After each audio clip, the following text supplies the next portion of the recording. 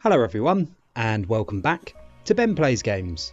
Almost every video game ever made gives players a set of mechanics appropriate to the character they're controlling, which are designed to provide a rough approximation of what it would be like to be that person. Lara Croft, for example, lets players feel like a Tomb Raider through her acrobatic moveset, while the stealth-based actions available to Sam Fisher help put players in the shoes of an elite spy. And while these mechanics do often make you feel close to a character, it's very rare that a game manages to go any further to have you genuinely believe that you are the character in question. Games, like any other medium, are a form of escapism, and so feeling like you're in the character's shoes, like you're able to, at minimum, empathise with them to some degree, is vitally important. One game that in my view manages to get about as close as is possible to that is EA Dice's 2008 cult classic, Mirror's Edge, which brilliantly combines its well thought out controls with its perspective and camera work, its sense of momentum, and the mechanic known as runner vision, a mechanic perfectly suited to protagonist Faith and the game's world as a whole. If you enjoy the video, do consider liking and subscribing. I've got a ton of great stuff coming up. And now, let's start by taking a look at how Mirror's Edge actually feels to play. While I would argue that Mirror's Edge is the parkour game if you're looking for the closest approximate experience, it wasn't the first game to popularise the concept. That honour must surely go to Assassin's Creed, which included a simple but at the time extremely rewarding system for traversing the expansive Middle Eastern cities featured in the game. At the time, the mechanic alone was simply breathtaking. When Mirror's Edge released then, the stage had already been somewhat set for a game to take advantage of the rising popularity of parkour in gaming, which Assassin's Creed had laid the groundwork for. Assassin's Creed was in third person and easy to control from the get-go, which visuals wise made for an amazing spectacle, but in terms of the amount of freedom given to the player through its controls, also made for a somewhat shallow experience. It felt, much of the time, like the game was making many of the movement decisions for you. Mirror's Edge, on the other hand, moved things to a first-person perspective and put a lot more emphasis on player choice in terms of Faith's movements. It didn't show the most cinematic angle of what was taking place, or indeed any cinematic angle at all, but it did a far better job of making the player feel like they had true agency. On paper, the game's controls are fairly easy to understand, with players needing to remember only 3 buttons in order to start chaining moves together. The 2 most important are the up and down buttons, and their beauty is that they're extremely contextual.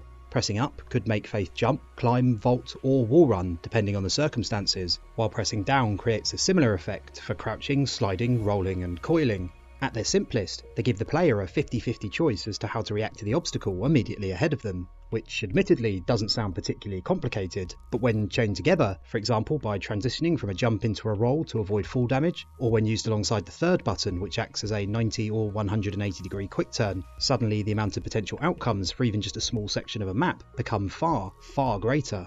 And this is one of the most important, if not the most important thing that the game does to really make you feel like you're the one doing parkour. Of course, you're not actually doing parkour in a physical sense, but the way the game constantly pushes the player forwards while at the same time asking them to make decisions about the path they take and the moves they're going to use to most effectively move along it creates a similar feeling. Parkour is about getting from A to B as quickly as possible, unlike freerunning, which also puts some emphasis on style, and by requiring the player much of the time to make quick decisions while constantly on the move, a similar principle is established from the outset in Mirror's Edge. You'll notice during the game that you spend a lot of time either chasing someone or being chased. Enemies, who do the chasing, are included and have been a point of contention ever since the game's release, and I genuinely believe they're only there as a means of instilling a sense of urgency in the player to keep them moving forward. And as the player moves forwards, making quick decisions while trying to think ahead to the next obstacle, they're presented with an additional challenge. They actually have to execute on their decisions as well. Where Assassin's Creed required little more than holding down a button or two to actually make moves happen, minimising the risk to the player of making a mistake, Mirror's Edge, through its far more robust moveset, puts greater emphasis on the player being able to respond mechanically once they've made their decision. In short, you could choose a path and have the moves needed to make your way through it mapped out in your head, but there's always a danger that you may not perform well enough mechanically to actually make it happen. By asking 3 different things of the player, to pick a route, to choose Faith's moves and to finally execute, Mirror's Edge came as close as anyone at the time had experienced to making gamers feel like they were actually doing parkour. And while the route and moves chosen are extremely important in their own right, it's the game's ask that the player execute that really makes all the difference. Parkour requires an incredible amount of conditioning for someone to become good at it, but even after a person has met the physical requirements and has chosen the points they want to move between, they still need to actually possess the skills needed to do it successfully. It all comes down to execution. By utilising a moveset which asks the player to possess the necessary talent to actually perform the actions chosen on the path planned, parkour and Mirror's Edge's version of it feel much the same, even if parkour requires full body dexterity, where Mirror's Edge asks only for mastery of its controls. However, making the right choices and executing on them wouldn't be anywhere near as satisfying as it is if Mirror's Edge didn't also get its perspective and camera work right as well. The game's parkour mechanic absolutely wouldn't work as well in third person, or indeed from any other perspective. Not only does it narrow the player's field of view to one much like someone doing parkour would actually experience, it also ensures the player's vision is obscured during more complicated movements in much the same way it would when doing the same in real life. If someone jumps from a height and performs a roll upon landing, their vision would be obscured as they perform the roll, so it makes sense then for the first person perspective to be used in Mirror's Edge, as it allows the player to experience similar. When Faith rolls, slides or jumps great distances, the camera responds appropriately, which goes a long way towards making the game a much more immersive experience. In fact, it wouldn't surprise me if there were many discussions at EA DICE's offices during development as to whether the camera should behave with that level of realism. After all, while the camera in Mirror's Edge does so much for immersion, it could conceivably have been felt to be something players wouldn't like, something that could be cut without affecting the core experience. Except cutting it would have absolutely affected the core experience, not just in terms of immersion, but also with regards to the idea of executing moves I talked about earlier, because the perspective and how the camera uses that perspective is intimately tied to that as well. You need to be able to cope with the constant movement of the camera, whether it's a light bob from side to side while running, or a full turn while rolling, as you continue chaining moves together at the same time. You don't just need to execute, but also be able to adapt to how the camera reacts when you do so. Much of the time this won't pose a problem, but sometimes when you hit the ground, roll, and are then expected to immediately transition into your next move, it can make things much trickier. But trickier in a realistic fashion, which means it ultimately never feels unfair in the wider context of the gameplay. And if Mirror's Edge's controls are designed perfectly to help mimic the decision making and execution requirements of parkour, while the first person perspective and camera movement work alongside them to reflect what a tracer would actually see, then the way the game uses momentum and how Faith's body movements align with it surely evokes parkour's element of speed.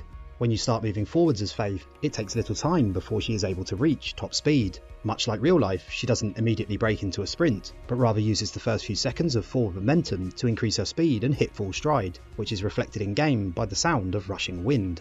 Keep this momentum up, and you'll be better able to perform whatever move you choose, while making mistakes will, of course, cause you to lose speed, which then needs to be regained. That short time before hitting top speed and the ease at which you can lose it makes momentum feel so much more believable than most other games, which often allow you to hit full speed almost instantaneously at the press of a button.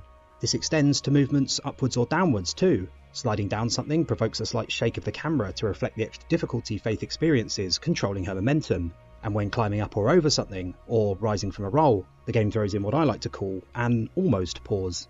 It only happens for the briefest of moments, but partway through these actions there's a slowdown in movement akin to a pause, although Faith never fully stops moving, which makes it feel like she is gathering the strength required to generate upward momentum. It's very easy to miss it, such is the speed at which it happens, but it's without doubt one of my favourite details in the entire game.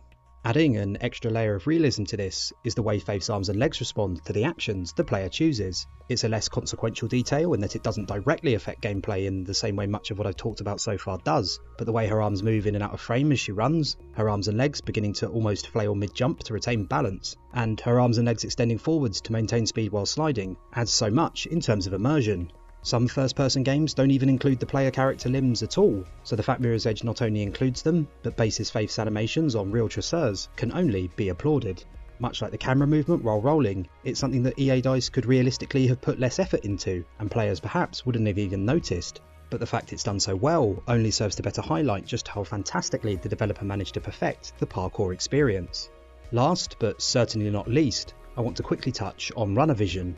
You could spend an entire video alone talking about the use of colour in Mirror's Edge, which I may well do in the future, but for today, I want to specifically focus on the red objects used throughout levels, which essentially act as objective markers. They may seem a little forced to some in the way they guide the player, but it's worth noting how they affect the game when looking at it through the lens of a parkour simulator.